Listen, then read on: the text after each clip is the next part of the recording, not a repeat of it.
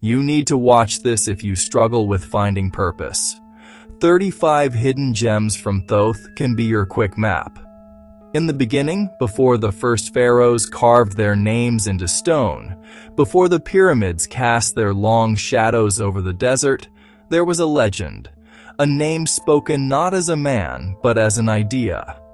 Thoth, the keeper of wisdom, the measurer of time, the scribe of the gods.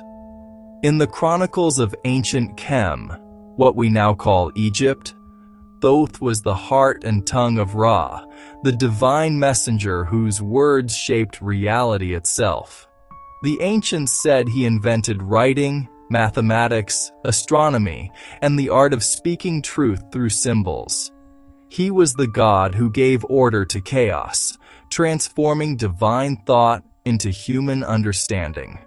Hello, followers. Welcome back to another episode of the Shadows of History series.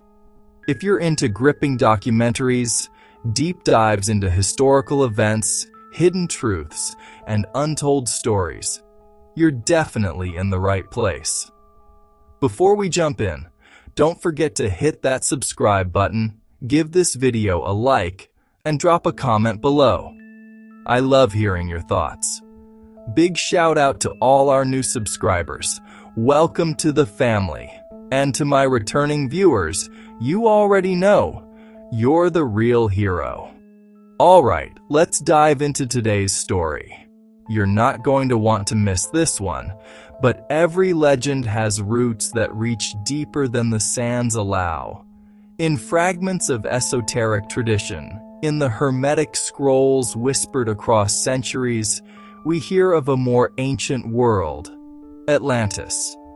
A shining civilization said to have fallen beneath the waves, and from its ashes, survivors carried knowledge to the rising lands of the Nile. Among them, it is said, came the sage who would become Thoth, a bridge between worlds, a bearer of memory from an age lost to flood and fire. The Egyptians did not invent Thoth. They remembered him. As dawn rose over the Valley of Kings, priests in white linen whispered his hymns, invoking his presence before every act of learning, healing, and judgment. They believed that to know was to commune with Thoth himself. His wisdom was not mere intellect.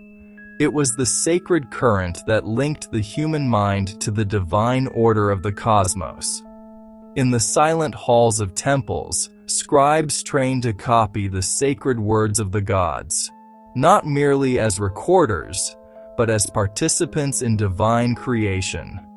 Each hieroglyph was a portal, a living symbol born from Thoth's language of power.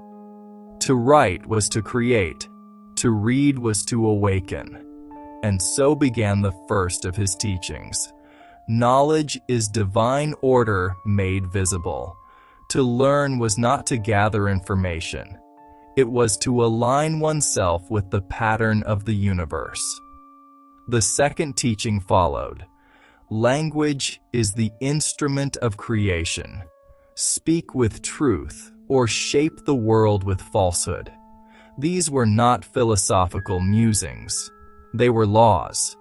The Egyptians saw Thoth as the cosmic librarian, recording every act, every thought, every ripple in the stream of existence. The earliest temples dedicated to him, in Hermopolis, the city of 8, portrayed Thoth as the ibis, the bird whose long beak traced the horizon between earth and sky. He was also the baboon who greeted the rising sun, the watcher of time, the measure of the heavens. The priests who studied his ways believed that human life was a mirror of the divine structure. Every pulse of the heart, every cycle of breath, was a reflection of the greater rhythm of the cosmos. Thus came his third teaching. As above, so below. As within, so without. This idea, born in the temples of Thoth, would echo through millennia, shaping Greek philosophy, Renaissance alchemy, and the foundations of science itself. Yet even in his temples, the full depth of Thoth's wisdom was hidden. Not all knowledge was meant for all ears. Only the initiated, those who had mastered silence, observation, and truth, could enter the inner sanctum where the deeper mysteries were revealed. And thus, the legend of the Emerald Tablets was born, a series of writings said to contain the distilled essence of Thoth's 35 teachings, etched not on papyrus, but upon a green crystalline stone, imperishable as the soul itself. The first chapter closes as the Nile flows beneath a golden dusk. The priests prepare their scrolls. The air hums with incantation. Humanity stands at the threshold of wisdom, guided by a God who is more than a God. A consciousness that seeks to awaken its reflection in us all. In the eternal rhythm of Egypt, time was not an arrow, but a circle. Every dawn was a return. Every season, a renewal. The people of the Nile did not measure years. They remembered eternities. And at the heart of this cycle stood Thoth, the great measurer, the keeper of time.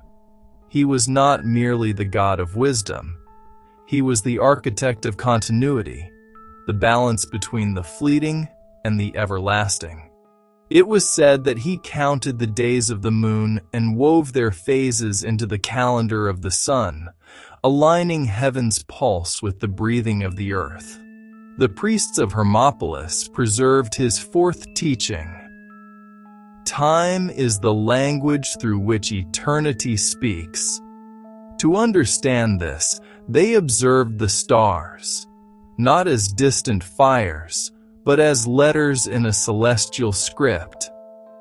Every constellation, every movement of Sirius, every flooding of the Nile was an inscription from the gods, decoded only through patient study.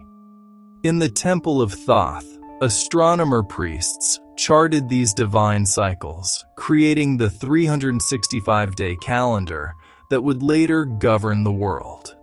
Yet beneath the science, there was symbolism. The fifth teaching. To measure is to know is to harmonize. Measurement was never about control. It was about understanding one's place in the pattern. The length of a cubit, the movement of the sun, the geometry of a pyramid, all were expressions of a single idea. Balance creates beauty, and beauty reveals truth. The sixth teaching flowed naturally from this. The universe is number, and number is sacred. Here, mathematics was born not as a human invention, but as divine revelation. Geometry was theology in stone. To carve a perfect angle was to echo divine symmetry. The ancients believed that when the pyramid of Khufu was aligned with the stars, it was not simply an act of engineering. It was an act of devotion, a song of alignment sung in limestone and light. As centuries passed, Thoth's image evolved, from the god who wrote the decrees of the gods to the silent scribe who recorded the hearts of men in the Hall of Judgment. There, beside Osiris, he weighed truth itself. When a soul entered the afterlife, its heart was placed upon the scales against the feather of Ma'at, the principle of cosmic order, and Thoth stood ready, stylus in hand, to record the verdict. From this came the seventh teaching. Truth is the weight that keeps the soul from drifting into darkness. Truth, to the ancient Egyptians, was not a moral code. It was a cosmic principle. To live truthfully was to live in rhythm with the universe. Every lie was a distortion, every injustice a fracture in the great harmony. It is in this moral geometry that Thoth's next teachings take root. The 8th, the heart remembers what the mind forgets. And the 9th, wisdom is the child of memory and the mother of foresight. The priests who carried his teachings believed memory itself was divine. To remember one's true nature was the beginning of awakening. Thus, temples were not just places of worship. They were engines of remembrance. Each ritual, each chant, each hieroglyph reconnected humanity to its forgotten source. As time moved forward, Thoth's knowledge crossed borders. In the Greek world, he became Hermes Trismegistus, the thrice great Hermes, fusing Egyptian mysticism with Greek reason. Philosophers like Plato and Pythagoras traced their lineage to this current of thought. They saw in Thoth not a myth but a principle, that knowledge itself is sacred when it aligns with truth and proportion. And so we arrive at the 10th teaching: he who masters time, masters himself. To the ancients, mastery of time did not mean speed or control, it meant presence. The ability to see the eternal in the transient, to act in harmony with the cycles of life, death, and renewal. Thoth, the keeper of time, was the mirror through which humanity learned to measure not only the stars, but the self. The ticking of the cosmic clock was a heartbeat, one that echoed in the chambers of the human soul. In the shadows of columns carved with the ibis and the moon, the disciples of Thoth whispered the next phase of his doctrine, teachings that would move beyond the measurement of time and into the measurement of the soul itself. Beneath the sands of Egypt lie more than tombs and treasures. There are whispers of chambers yet undiscovered, sanctuaries of stone where words were not spoken but remembered. These were the hidden temples of Thoth. Not all knowledge was meant for the marketplace. The ancients understood that wisdom, like fire, could illuminate or destroy, so they guarded it, passed from initiate to initiate, sealed within symbols, cloaked in metaphor, preserved only in the minds of the worthy. It was here, in these inner halls, that Thoth's next cycle of teachings was said to be revealed. Lessons not of calendars or stars, but of consciousness itself. The 11th teaching. The temple is not built of stone. It is built of silence. Silence was sacred. It was the threshold between ignorance and understanding. In silence, the initiate learned to hear the rhythm of creation, the pulse of the cosmos vibrating through his own breath. To reach this silence, one had to pass the tests of initiation. The priests of Thoth did not instruct in words alone. They transformed through ordeal. In the cool darkness of underground halls, initiates faced their fears: isolation, darkness, the confrontation of the self. Only those who could walk through their own shadow could carry the light of knowledge. The 12th teaching followed naturally. Know thyself, and thou shalt know the gods. Long before the phrase was carved into the Temple of Delphi, it echoed in the chambers of Thoth. Self-knowledge was the highest science. The mind, said the ancients, was a reflection of the universe, infinite, complex, divine. To understand the self was to read the signature of creation itself. In one of the papyri found near Hermopolis, Thoth is described not as a distant deity, but as the mind of the all, the intelligence that pervades existence. Here lies the 13th teaching. Mind is the architect of reality. Modern science might call it perception, consciousness, or quantum potential. Yet the ancients phrased it more poetically. The universe is thought, and thought becomes form. Through this teaching, the initiates began to glimpse a staggering truth. Reality itself was pliable. Change the mind, and you change the world. The 14th teaching deepened the mystery. That which is imagined with purity shall be made manifest. This was not fantasy. It was discipline. Visualization was sacred art, a spiritual technology. Every pyramid, every temple, every instrument of measurement was first born in the mind of an initiate trained to see with clarity. Within the hidden temples, these lessons were taught through geometry, chant, and meditation. Priests used sound to alter consciousness, creating resonant frequencies that align the human body with the vibrations of the stars. The 15th teaching revealed the secret of harmony. Sound is the bridge between matter and spirit. The ancients knew what modern physics would later rediscover.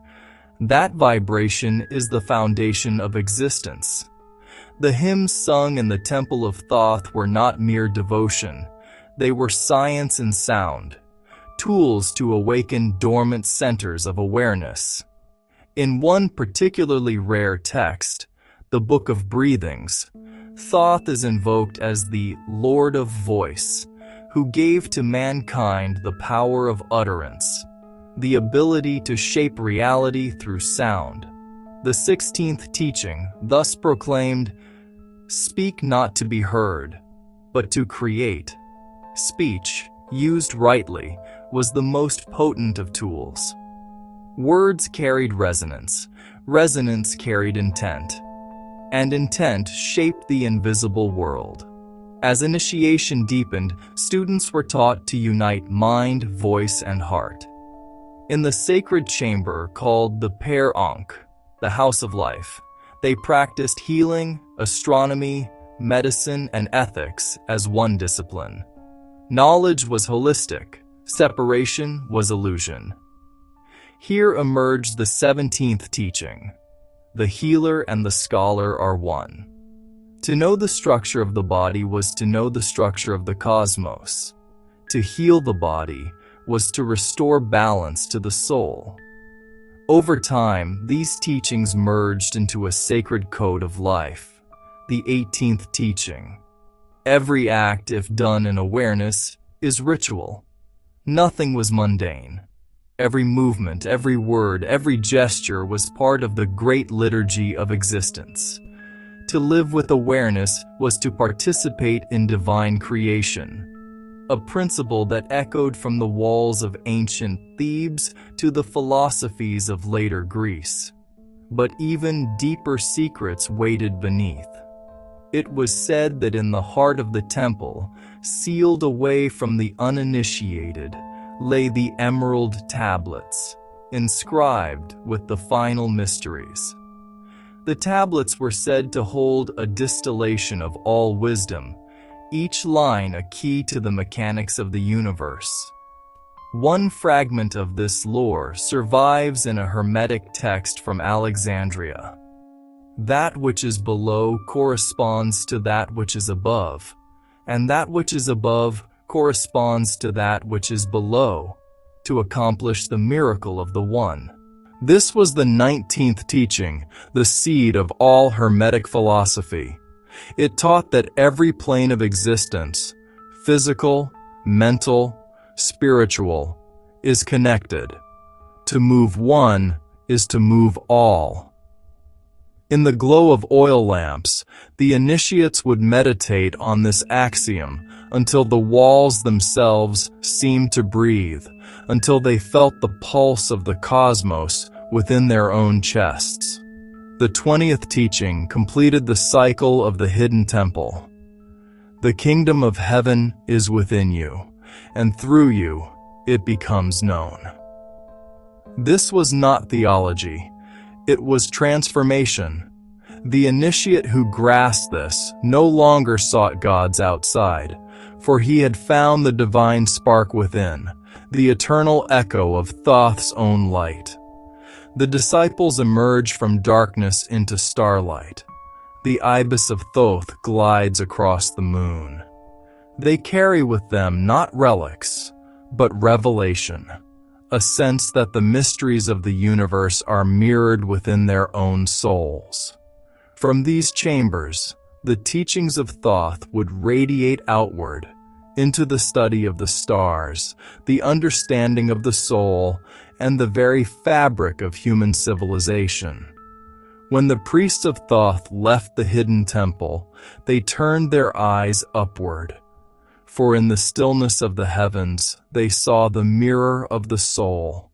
The same geometry that shaped the pyramids shaped the stars.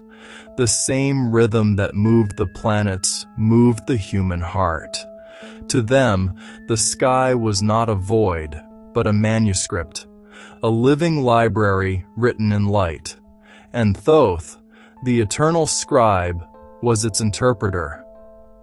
The 21st teaching was spoken only beneath the open sky. The soul is a star that has forgotten its own fire. From this belief grew a philosophy of cosmic kinship. Each person was a fragment of the divine intelligence dispersed among the constellations, journeying through lifetimes to regain remembrance. Death was not an ending but a migration, a return to the heavens from which all consciousness had descended. In the 22nd teaching, Thoth proclaimed, "To die is to travel, to live is to prepare for the journey." Thus began the science of immortality. The books of coming forth by day, later called the Book of the Dead, were not grim manuals of tomb ritual. They were star maps for the spirit, guides through the invisible corridors of the afterlife. Each spell, each symbol, each weighing of the heart was an echo of Thoth's wisdom. The soul, freed from the body, was said to navigate 12 gates of night, each guarded by knowledge and truth. The ignorant were lost. The wise, guided by Thoth's light, ascended to join the company of imperishable stars. Here lies the 23rd teaching. Knowledge is the oar that steers the soul across the sea of night. To the ancient astronomer priests, observation of the heavens was a devotional act. They measured the precession of the equinoxes not to master the sky, but to mirror its order within themselves. In the precise movement of Orion and Sirius, they saw the architecture of consciousness, a cosmic equation that linked heaven, earth, and man. From these observations came the 24th teaching. As the stars move in harmony, so must the thoughts of man. Disorder in the mind was like chaos in the heavens. Harmony within created harmony without. This conviction shaped Egyptian medicine, ethics, and governance alike. The pharaoh himself was to rule as the living embodiment of Ma'at, balance incarnate. The 25th teaching revealed another layer of this celestial mystery. The gods dwell in the order of the heavens, yet they awaken in the order of your breath. Breath was the key. The rhythm of inhalation and exhalation echoed the pulsation of creation, the expansion and contraction of the cosmos itself. To breathe consciously was to participate in divine rhythm. And so the disciples practiced what later traditions would call pranayama and meditation. They inhaled the light of Ra, exhaled the darkness of ignorance.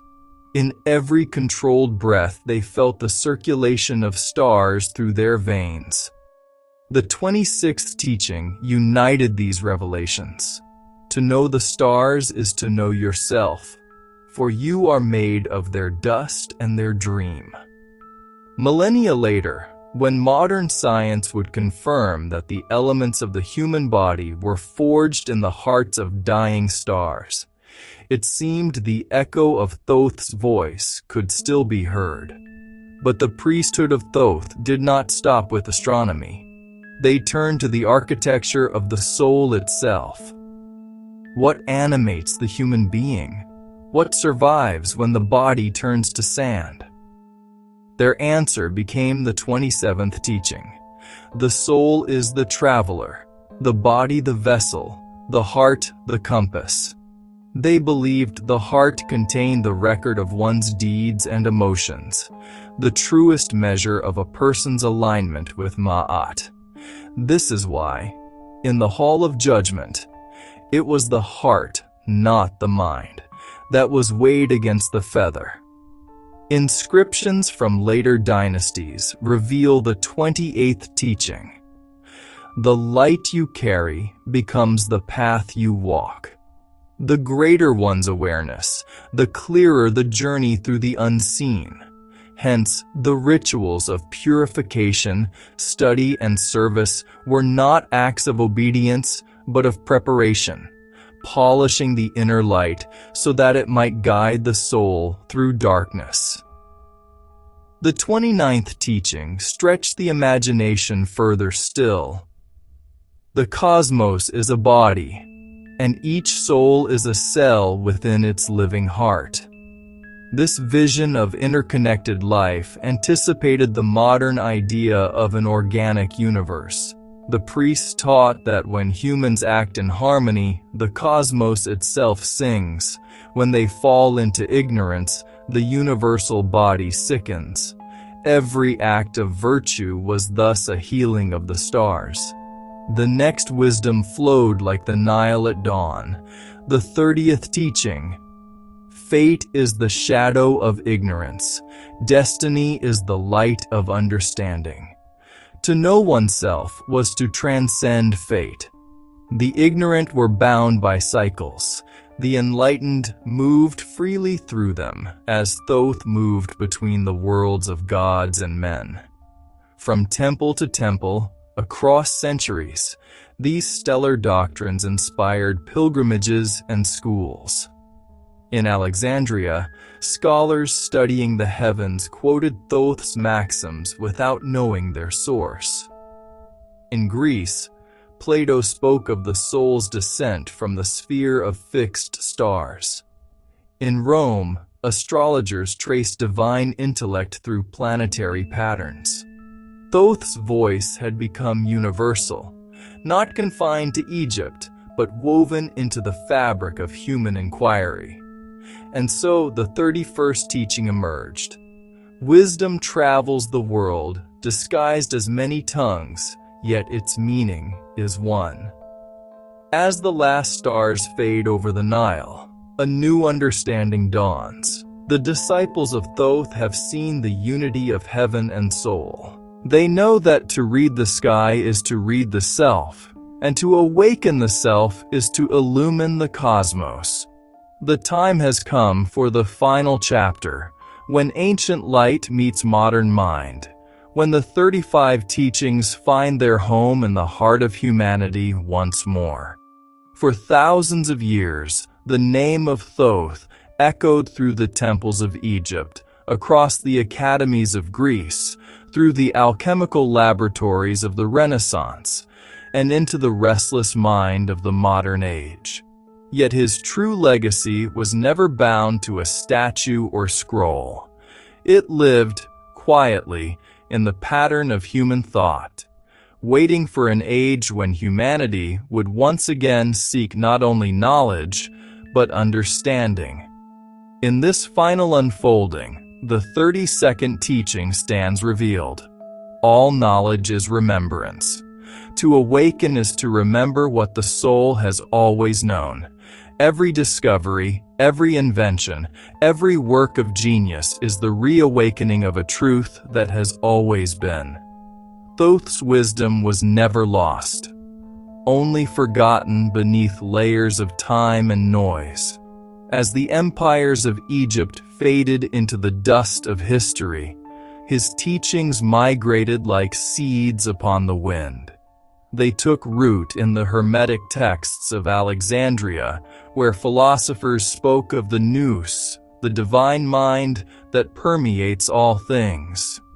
They flowered in the writings of Pythagoras, who taught that the harmony of music mirrors the harmony of the cosmos. They found new voice in the alchemists of the Renaissance, who sought to transmute not lead into gold, but ignorance into illumination.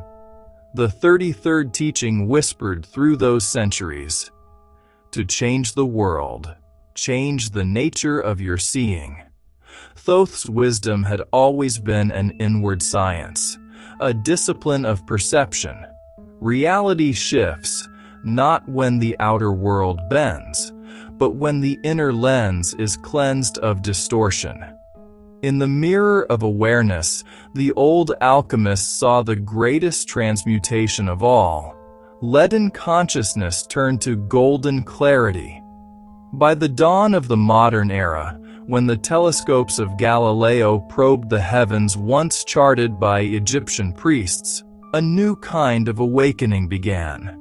Science, though clothed in reason, was still walking the same path, the search for order, balance, and meaning in the cosmos. The physicist, the astronomer, the philosopher, all unknowingly walked in Thoth's footsteps, for they pursued his 34th teaching. There is no division between the sacred and the scientific. There is only the degree of one's understanding. The equations of Einstein, the geometry of space-time, the symmetry of the atom. These were the new hieroglyphs, the modern expressions of an ancient truth. The universe is mind made visible. And so we come, at last, to the 35th teaching, the heart of all that came before. The power you seek has never been lost. It sleeps within you, waiting to be remembered. The priests of Thoth called this the inner flame. In every age, it has taken different names: the Logos, the Spirit, the higher self, the divine spark. It is the same light that moves the sun, the same intelligence that carved the stars. When awakened, it transforms perception, turning the seeker into the found, the question into the answer. In every era, humanity has stood upon the threshold of rediscovery. We have built telescopes to gaze into the heavens and microscopes to peer into the atom, but the greatest journey remains inward. It is here, within the silent chamber of the heart, that Thoth's temple still stands. It has no columns, no hieroglyphs, no golden idols. Its doorway is opened by awareness, its altar lit by intention, and on its invisible walls are inscribed the 35 teachings, not as commandments, but as reminders, that knowledge is sacred, that balance is beauty, that truth weighs the soul, that harmony binds heaven and earth, that within the self lies the key to all understanding. The ancients believed that when Thoth wrote, he wrote not for Egypt alone, but for the entire human race, for every future civilization that would rise, fall, and rise again. He was the eternal scribe of consciousness, chronicler of both the stars above and the stars within. If one listens carefully, in libraries, in laboratories, in the quiet spaces of the mind, his voice can still be heard. It does not command, it invites, it whispers. Remember, you are the measure and the meaning. You are the word made living.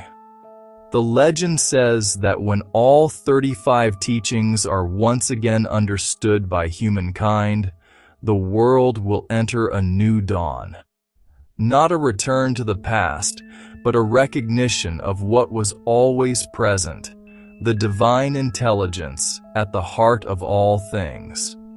And so the journey that began in the deserts of ancient Chem continues, through each mind that questions, each heart that seeks, each soul that remembers.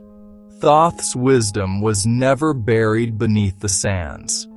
It lives wherever truth is pursued, wherever balance is sought, wherever the spark of awareness ignites within the human spirit. For to awaken inner power is not to summon the gods. It is to realize that the gods were never separate from us. 35 teachings. One truth. The power within you. 35. Write what scares you. Defeat fear by seeing it. 28. Rest like a priest. Rhythm fuels genius. 21. Ask better questions. Get bolder answers. 17. Guard words. They shape worlds. 13. Learn the art of deliberate silence. Your next idea will arrive there. 9. Practice small, sacred wins daily. 5. Say I can before you know how. Action teaches skill. 3. Tie knowledge to service. Power without use fades. And number 1. Remember, mastery is patient, not instant. These are not spells, they're habits. Bite-sized rituals to flip your internal switch. Try one today, come back tomorrow. Watch the mystery turn into momentum. Thanks for watching Shadows of History series. My goal is to bring forgotten stories and hidden moments from the past back to life. To explore the parts of history that often stay in the shadows. Each episode takes a lot of research, writing, and editing to make sure every detail is right and every story is told with care. If you'd like to help me keep creating these documentaries and grow this channel, you can support Shadows of History series on Buy Me a Coffee. Your support helps me make more videos, dive deeper into research, and build stronger connections with viewers who love history as much as I do. Every bit of support, even one coffee, truly helps bring more stories from the shadows into the light. Thank you for watching, for sharing, and for being part of this journey.